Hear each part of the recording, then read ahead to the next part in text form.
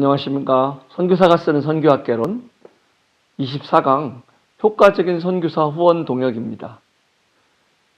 선교사 동역은 정말 소중한 또 중요한 부분입니다. 선교는 혼자 감당할 수 없겠죠. 그래서 이런 선교사 멤버 케어에 대해서 연구한 학자가 대표적인 학자가 켈리 오도넬입니다.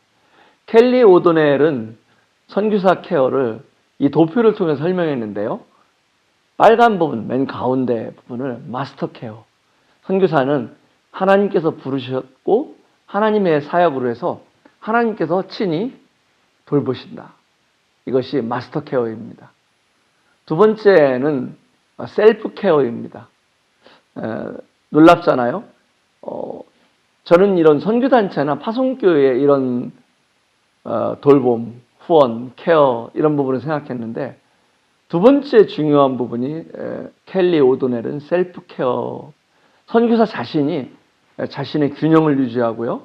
또 자신의 가정과 자신의 영적인 부분, 또 사역적인 부분, 또 사회생활, 가정생활 모든 이런 부분들을 스스로 돌보아야 한다라고 말하고 있습니다. 또 세 번째는 샌더 케어입니다. 이 선교사를 보낸 파송교회의 역할이겠죠. 네 번째는 이제 스페셜리스트 케어입니다.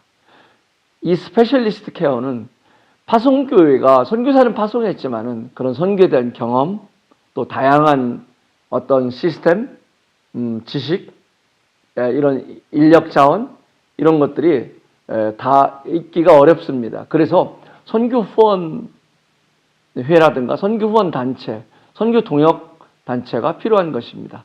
이들을 통해서 스페셜리스트 케어, 전문적인 전문가의 케어를 통해서 선교사들을 돌볼 수 있겠습니다. 예를 들자면은 주일학교 사역, 그리고 학교 사역, 병원 사역, 고아원 사역, 또 이런 선교지의 어떤 캠프 사역 이런 부분들을 선교사가 만능으로 그 일을 감당해야 되지만 그 일을 할 수 있는 만능의 능력과 경험이 없습니다. 그래서 이런 전문가들이 케어가 필요한 것입니다. 그리고 다섯 번째는 네트워크 케어입니다. 전 나라를 초월해서 이런 선교지에 협력해서 함께 케어를 해 나가는 것입니다. 한국의 선교사가 세운 교회, 한국 선교사가 운영하는 병원이 아니라 그 일을 비록 한국 선교사가 주 책임을 맡고 있다 할지라도 그곳에 많은 이런 선교사들, 많은 나라들에서 온 선교사들이 함께 동역하는 이런 것들이 네트워크 케어가 될 수 있습니다. 그래서 이 켈리 오도넬의 이 선교사 멤버 케어의 이 도표를 보면은 정말 우리는 얼마나 이 케어가 선교사 케어가 중요한가, 그리고 각각 역할들이 무엇인가를 좀 더 이해할 수 있는 부분이라고 생각합니다. 혹자는 하나님께서 부르셨으니까 하나님이 다 채워주신다라고만 생각할 경우에 정말 이런 나의 책임, 또 파송교회의 책임, 또 이런 선교단체 전문가들의 협력의 책임 이런 부분들을 놓칠 수 있습니다. 혹자는 이런 파송교회나 선교 전문단체, 선교 후원단체들의 돌봄만 의지하고 정말 진작 더 중요한 하나님께서 공급하시는 것들 이런 것들은 놓칠 수도 있고요. 또 혹자는 자신의 역할은 너무 소홀히 여기고 의타적인 선교사를 돌보는 것은 타인으로만, 다른 사람으로부터 오는 도움으로만 이렇게 생각할 수 있어서 자신이 해야 하는 책임을 놓칠 수도 있다고 생각이 듭니다. 그래서 이 도표는 정말 아주 짤막한 이런 도표이지만은 여러 의미, 선교사 케어의 대해서 의미와 또 생각해야 하는 것들이 많이 담겨 있다고 생각됩니다.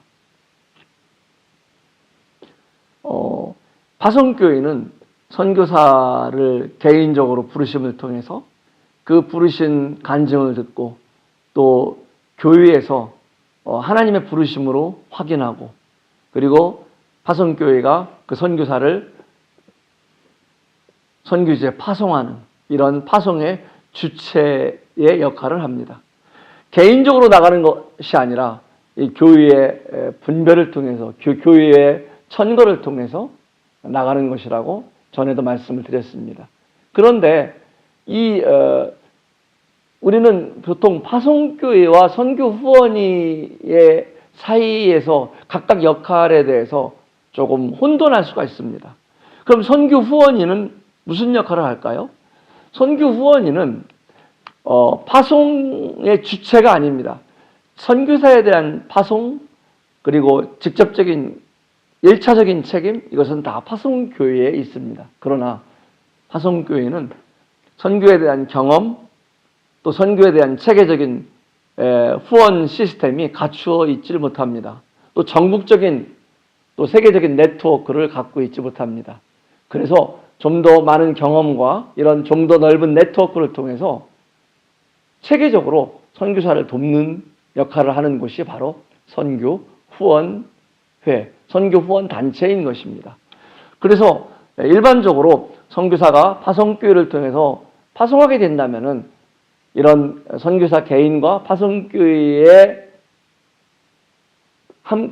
함께 선교 후원위에 허임 요청을 해야 되는 것입니다.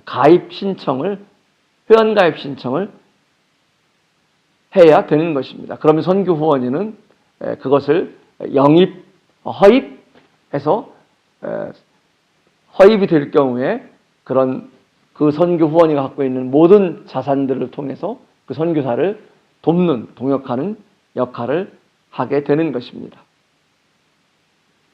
그런데 선교 후원이나 선교단체가 이런 파송교회와 선교사의 가입 신청을 통해서 이들을 가입시킬 때 그냥 무조건 가입하고 명단만 올리고 바로 후원을 시작하는 것만은 아닙니다. 우선은 가장 먼저 단계로 허입 단계에서 영입 단계에서 선교 후원인은 혹은 선교단체는 점검해야 할 부분이 있는데요. 일반적으로 점검하는 부분이 있습니다.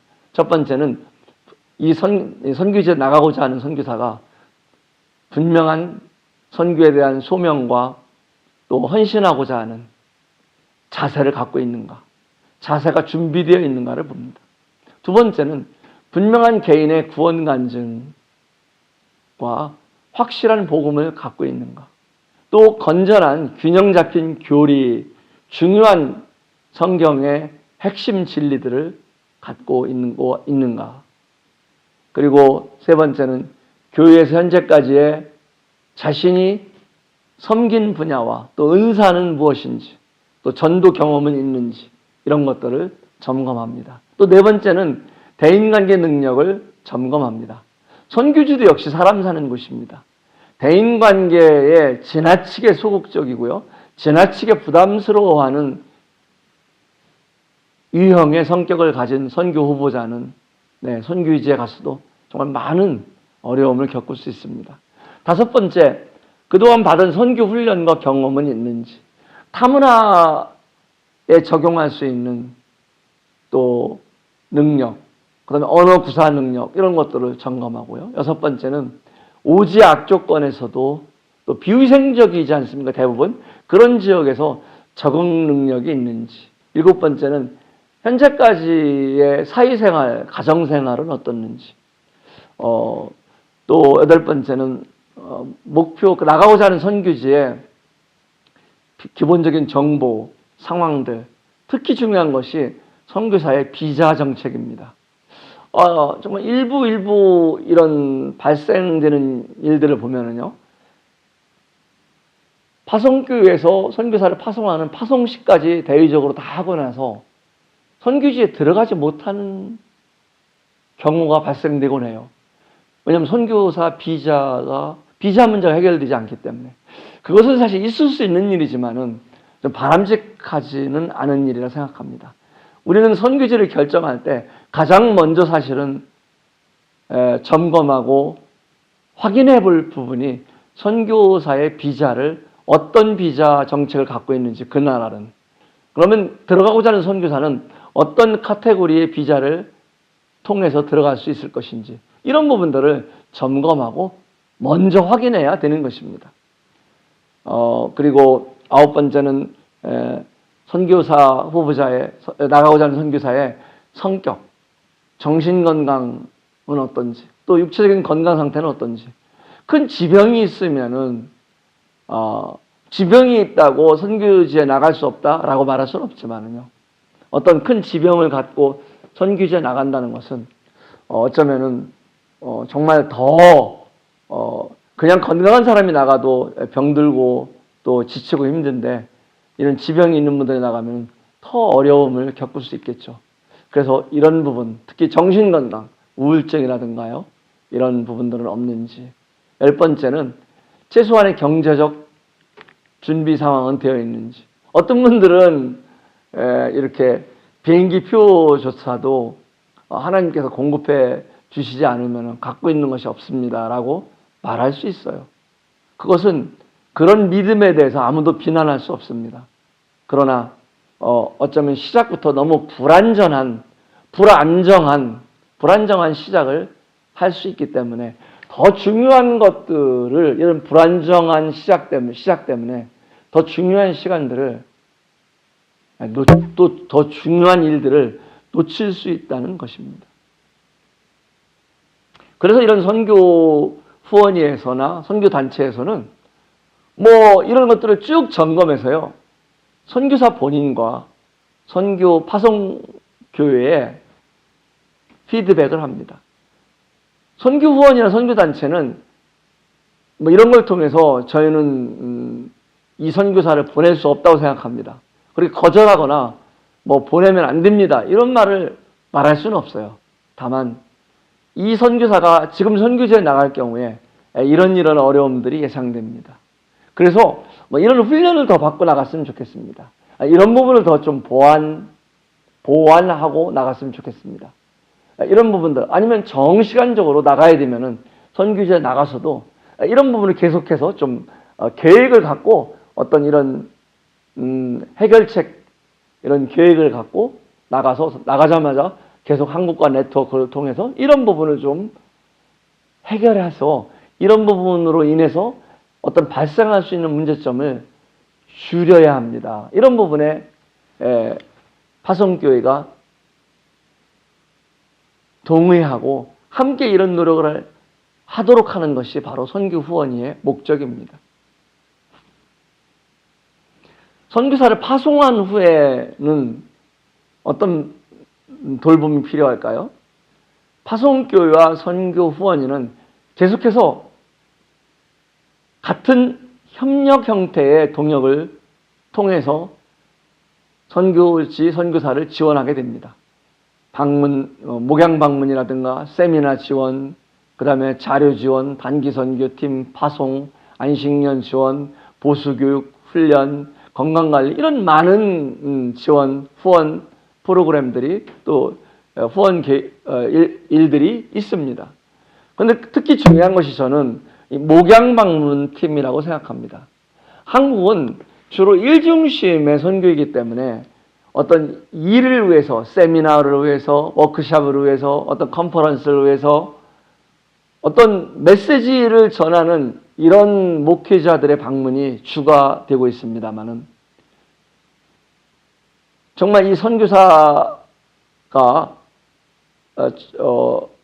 부족한 부분, 연약한 부분, 문제가 되고 있는 부분은 없는지 선교사를 돌보는 목양 방문팀들은 잘 구성되지 못하고 있습니다.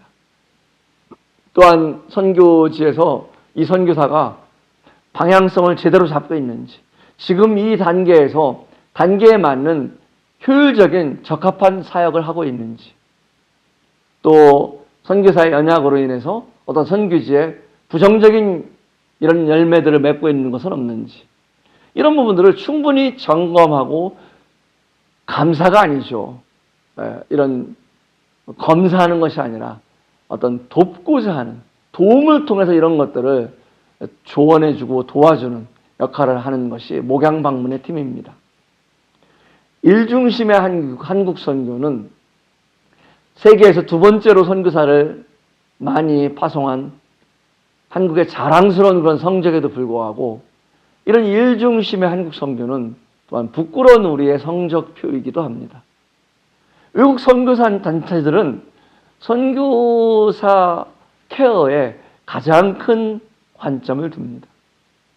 그래서 그들의 방문 횟수, 방문 목적이, 가장 큰 목적이 선교지의 어떤 이런 세미나, 이런 말씀, 이런 워크숍, 이런 어떤 메시지 전달, 이런 메시지 전달 중심의 사역이 아니라 선교사를 돌보는 일을 가장 그들은 중요한 사역으로 생각합니다. 이런 부분들을 이제는 우리는 정말 곰곰이 우리의 1세대 선교의 훌륭한 이런 헌신과 희생, 이제는 2세대, 3세대로 들어가면서 이런 한국 선교에도 이런 일들을 한번, 이런 부분들도 우리는 곰곰이 생각해 볼 필요가 있다고 생각합니다. 파송교회나 선교 후원 단체도 선교 교육과 선교 훈련을 받아야 됩니다. 그래야 효율적인, 효과적인 선교 지원을 할 수 있습니다. 선교지를 이해하지 못하면요, 선교를 이해하지 못하면은, 선교사의 라이프 사이클을 이해하지 못하면은, 선교지의 환경을 이해하지 못하면은, 우리는 선교사들과 각각 어떤 다른 입장의 역할들을 감당할 수 있고요, 각각 다른 입장의 요구를 할 수 있다는 것입니다. 그래서 파송교회에는 반드시 선교 교육이 필요합니다. 선교사를 직접 파송한 일은 너무나 훌륭한 모습입니다. 그런 지역교회로서 파송교회는 칭찬받을 만한 일입니다. 그럼에도 불구하고 이런 파송한 선교사를 효과적으로 동역하고 지원하기 위해서는 선교에 대한 마인드가 필요합니다.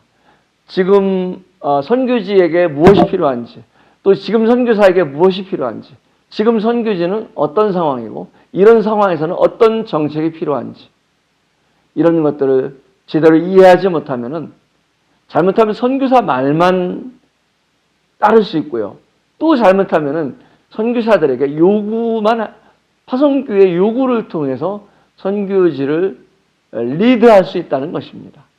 그래서 이런 선교 마인드는 파송교회에도 꼭 필수적으로 필요하기 때문에 선교 교육이라든가 선교 훈련, 이런 부분도 같이 파송교회, 적어도 선교부 원들, 그리고 이런 선교 목회자들, 그리고 관련된 이런 재직들은 이런 교육이 반드시 필요하다고 생각됩니다. 선교에 대한 이해가 부족하면은 어떤 일이 생길까요? 많은 에피소드가 있습니다. 예를 들자면 선교사들은 대부분 한국말을 선교지에서 할 일이 없어요. 그래서 현지어로만 하고요, 한국 음식도 먹고 싶고요. 그래서 선교사들은 나오면은 조용한 곳에, 한국에 머무르는 것보다는 좀 여러 사람들 만나고 싶고요, 그래서 교통이 편한 곳, 또 사람들 많이 만나는 곳, 이런 데 가고 싶어요. 그런데 한국에서 잘못하면은 정말 조용한 펜션, 이런 데 가서 한 달 쉬었다 가라, 이렇게 제안할 수 있는 거예요. 이건 너무나 감사한, 소중한 선교사를 위한 배려지만은, 그 배려가 선교사들의 필요와 어긋날 수 있다는 거죠. 또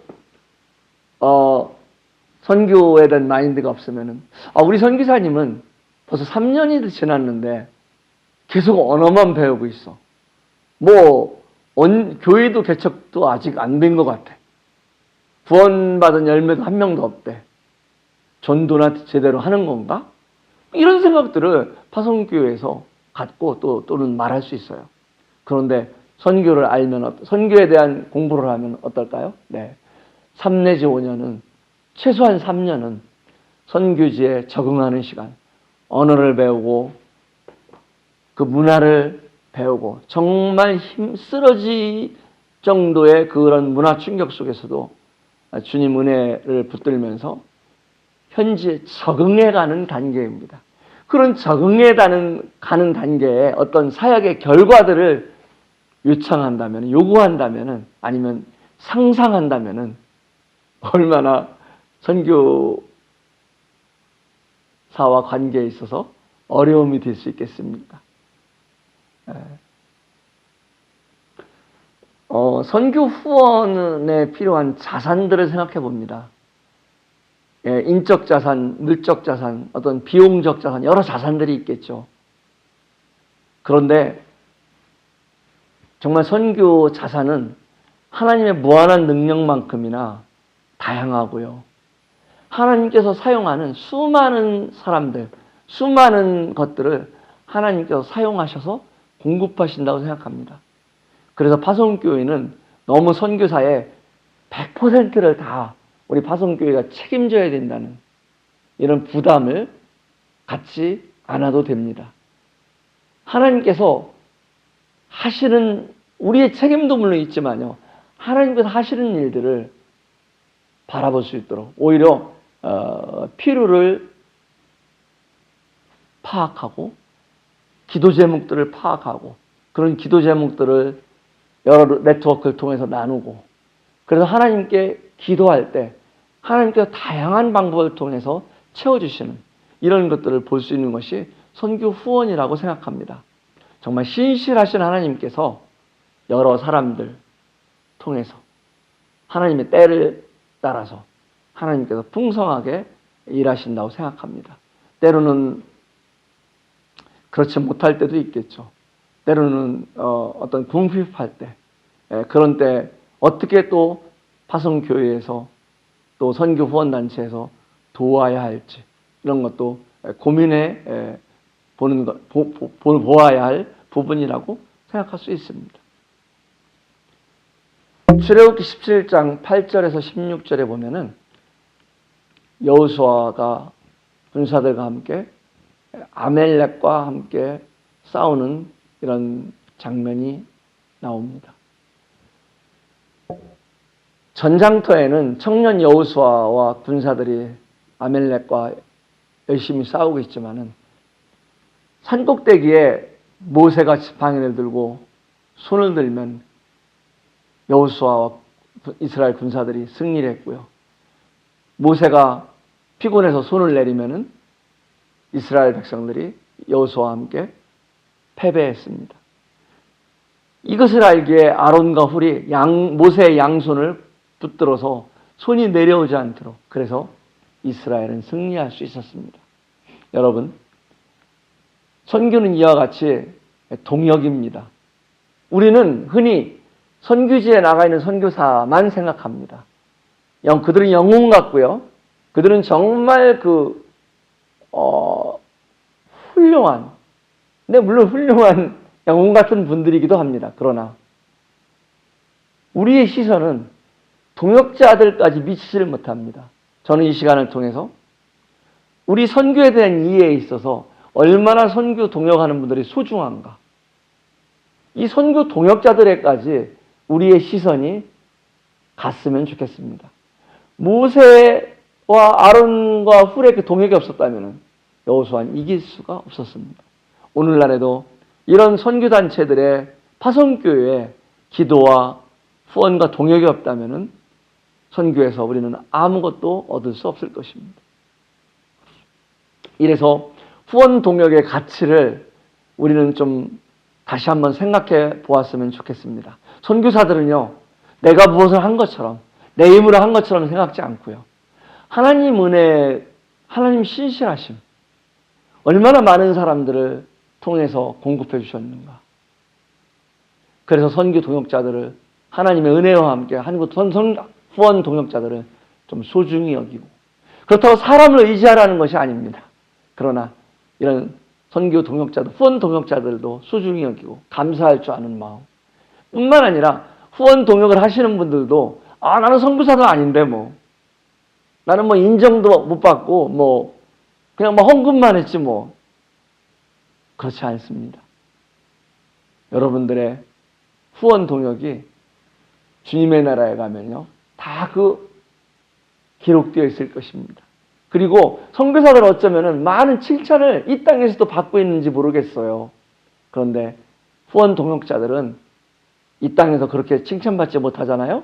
주님 나라에 가서 정말 우리가 측량할 수 없을 많은 하나님의 영광 가운데 칭찬을 받을 것이라고 저는 분명히 확신합니다. 그래서 이런 선교 후원 동역, 내가 선교사는 아니지만은 후원 동역이 얼마나 소중한 일인가를 후원 동역하시는 분들이 이 시간 이 영상을 보는 분들이 계시다면은 이런 가치, 소중함을 여러분들 꼭 기억해 주셨으면 좋겠습니다. 엘리야, 구약의 선지자 엘리야는요, 갈멜산에서 바알 선지자들과 그 수백 명의 바알 선지자들과 생명을 걸고 누가 참되고 살아계신 하나님인지 그런 승부를 통해서 하나님의 응답해 주시고 정말 형언할 수 없는 능력 덧입고 그 기쁨 속에서 그 능력과 함께 바알 선지자들을 다 무찌르고 그 다음에 어땠습니까? 이 사실을 들은 한 여인 왕비 이세벨이 내가 내일 반드시 엘리야를 죽이겠다고 선포한 이 말 한마디에 엘리야는 너무나 두렵고 떨려서 사막으로 도망가게 됩니다. 사막 한가운데 로뎀나무 아래 엎드려서 하나님 제 영혼을 거두어 주시옵소서. 이렇게 죽기를 요청했던 엘리야를 기억해 보시기 바랍니다.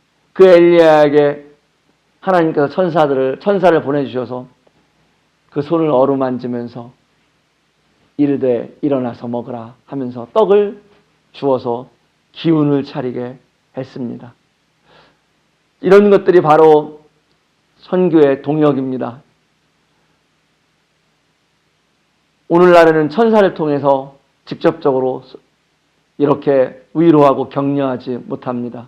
바로 여러 사람들, 우리 동역자들이 여러분들이 그 선교사들을 또 그렇게 하실 수 있습니다. 여러분들이 가진 작은 것들 보내셔서 그 한 장의 손편지 통해서 한 편의 영상 편지 통해서 그 선교사들이 다시 일어나게 하고 다시 힘을 얻게 할 수 있습니다. 저는 끝으로 이 선교사 멤버 케어에 관련된 추천 도서를 소개하고자 합니다. 이 켈리 오도넬이 아까 소개드렸던 그 도표를 소개드렸잖아요.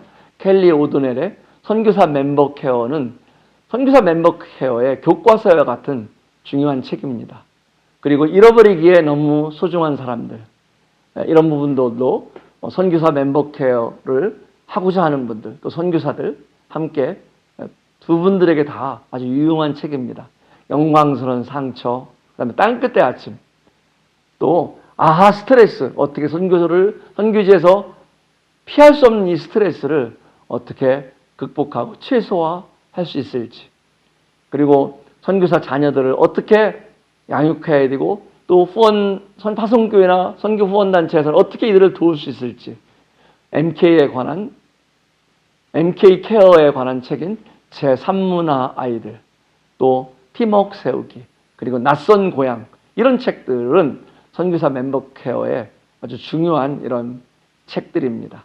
이런 것들을 통해서도 선교사 멤버 케어의 여러 경험, 노하우들, 그리고 성경적 또 배경들, 지식들, 이런 것들을 함께 배울 수 있는 이런 책들입니다.